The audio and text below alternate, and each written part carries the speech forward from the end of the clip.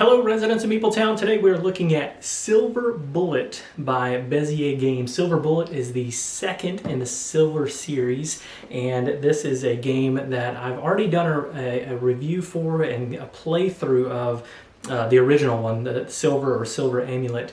And so if you want to check out the gameplay on that one, definitely click on the I, or in the description below you can click on the link to that video to show the gameplay.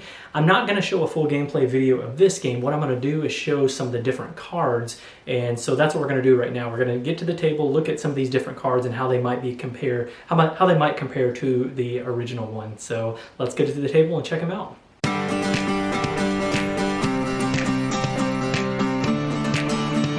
Okay, so now we're going to look at the cards from the, again, Silver Bullet set. And just like in the original game, you're going to have 0 through 4. They're going to have this card symbol on there showing you that when these are face up, these will take an effect. Then 5 through 12 have this symbol showing you that whenever you flip the card over to take the action, that's how that triggers. And then in this case, the 12, oh, I left the 13 out of there. I'll pull off the 13 in here in just a little while. The 13 works a little bit differently than the other ones do as well. So in this case, the 0 is when face up at the end of the game, remove 1 card before scoring. So that can be really helpful, obviously, in game and making sure that you have this one face up so that you can get rid of a higher level card. This one has the +1 symbol on here, which is just going to add 1 to the value of the card when you discard it. So you can discard it with an off. Another, like a 5 and a 6 can be discarded when you're swapping cards out, as long as this is face up. And I kind of wish this only did not have the +1 symbol on it. It's not a really big deal, but I just don't think it's necessary because the text tells you what it does. And you also need to know that this still counts as 1 toward your final scoring. Just a little bit of a gripe there. This one is when face up, flip one of your cards over. And so that's going to continue to happen as long as that card is face up. Also this one, discard 1 card to the bottom of the deck instead of the discard pile, which this one can be really helpful because you don't want to, when you flip a card over, you don't want to give it to somebody else if it's a good one. And so this is a good way of making sure that you're not giving away good cards to other players. This one is, you're going to activate, when this is face up, you're going to activate one of your, these symbols of your discard. So normally you wouldn't get to do that, but in this case you will be able to do that. This one is pretty crazy. You're going to flip the deck over, and so you're going to be looking at the cards face up as you draw them, which is pretty insane. 6 is flip any card over. And again, that can be in your village, it can be in somebody else's as well. View all of your face down cards. Now this is really helpful. We didn't see this in the first set where you're going to be able to look at all the cards that are face down. However, this card is going to change that up a little bit. Oh, and by the way, this is not just from your face down. You can also do this with other players, but the 8 is what really shakes things up. And you might not like this one at all. This one can be really hectic and mean, but you're going to shuffle all face down cards in any player's village. So let's say a player had just played this to find out what they have, then you can play the 8 and then make them shuffle all those cards up so they know what they have. They just don't know the position that they're in. It's not my favorite one, but I still think it's pretty interesting. This lets you use the flip over ability of 1 face up card in any village, which is pretty helpful. Can be. This is move 10 cards from the deck to the discard pile, again, which is really kind of shaking things up. This set's a lot more topsy-turvy than the other ones, I believe, and you can see why from some of these cards. You can exchange 1 card from any player with 1 card from a different player, so you're just swapping out cards. And then this one is turn this card face up and add it to any player's village, which is pretty frustrating because you're going to stick them with a 12 card. Okay, here's the card that I left out. This is a 13, which is a in-game scoring card. This says this card is worth the lowest card in your village. Now this is kind of like the doppelganger card in that it, mimics another card, but this one can be super helpful because obviously you don't want to get stuck with a 13, but if you have this and you have a 0, you can really help yourself out and maybe even kind of sneak some points by another player. So that's the last card in the Silver Bullet set.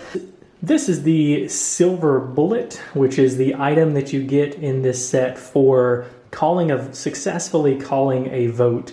You're going to get this item. Now, once you have the Silver Bullet, you can place this on another card, on one of your cards, and then at the end of the round, that card is not going to count towards your total. This is probably my favorite. This is for sure my favorite of the items that you get in any of the 3 games. I think that this one's just really interesting and allows you to still hold on to some of those high point cards and not really have to worry about it. So I think this is a huge benefit in this game in particular. All right, so those are the cards that you're going to get in Silver Bullet. Again, it's the same game. You can just get this one, play it completely separate from the original one if it's one that you think might fit your play style or your gaming group's play style a little bit better. I think for me, I'll talk first off. So art and components, again, the same. I think the art the same. I think the art is beautiful. I mean, I say it like, kind of nonchalantly. I think the art is amazing. I think the production value on this one is through the roof, considering it's basically just a card game. Now, I will say I like that they added the deck and discard pile cardboard piece in the box on this one. This is the only one out of the 3 that they added that to. I understand why. I think it fits with some of the cards. It might make more sense to be able to see that laid out, which one's the deck, which one's the discard pile. So I get why they put that in this one and not the other ones, but because it's in this one, it makes me want it in the other. So I kind of wish that would have been an option or something to maybe pick up. It might be something you can pick up separately, I don't know, but it's a nice touch, and I wish it was in all the boxes. That being said, on to the gameplay. So this one plays, it's essentially the same game, but there's a lot of different ways that this game plays out, and I think this game is a bit wackier. Maybe that's the right word, a little wackier. Definitely you have some mean cards in this deck for sure. One that, the 8 card where you take I forget what this one's called. It's the thing where you take somebody else's face down cards, you shuffle them up and put them back. Ooh, that can be really frustrating, especially if you've looked at all of your cards to figure out what they all are, and then somebody comes behind you and has the thing come up and then shuffle them all up. And so that can be really frustrating and irritating if you don't like that style. And then you have the cow. I don't remember which that one is called, but you flip the deck over. You have one that you take cards from the discard pile and put them back in the deck. So I think this one is a lot, again, zanier, crazier, a little over the top, but definitely a little bit meaner. The player action in this one is quite a bit higher. With that, I thought that I wouldn't like this one as much because of that, but it ended up playing out really well. Again, you can really frustrate some people by those mean cards, but I think it's fun if you're playing with the right group. If people really don't like that, I think that can be a challenge. They might want to stay away from this one, or definitely consider it and maybe mix and match some of the cards from the different sets that aren't as mean. But overall, we still really enjoyed this one. Slightly less than the first one. I still think I like the first one a little bit better than Silver Bullet. Overall, the cards anyway. However, that being said, the Silver Bullet mechanism in this one, I actually prefer to the amulet. I like being able to, at the end of the round, discard one of the cards discard the card that your bullet is sitting on. I think that's a more interesting mechanism in the game, so I really enjoy that piece better than the original. But overall, still really love this game. I'm going to give it the same score I did the first one, 8.5. Again, if you want to hear more of my thoughts on that first one and why I like this game so much, definitely check out the link in the eye or in the description below. But that's going to do it for Silver Bullet. If you want to check out more information about what we have going on, you can go to MapleTownGames.com, where we have all of our podcasts and our videos and written reviews on there.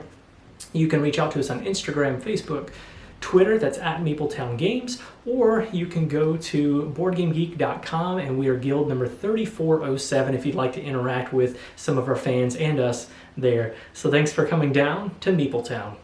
Thanks for joining us, and be sure to follow us on Twitter at Mapletown Games, and connect with us on the Mapletown Guild, guild number 3407, at BoardGameGeek.com, and also subscribe to our podcast and YouTube channel. And until next time, thanks for coming down to Mapletown.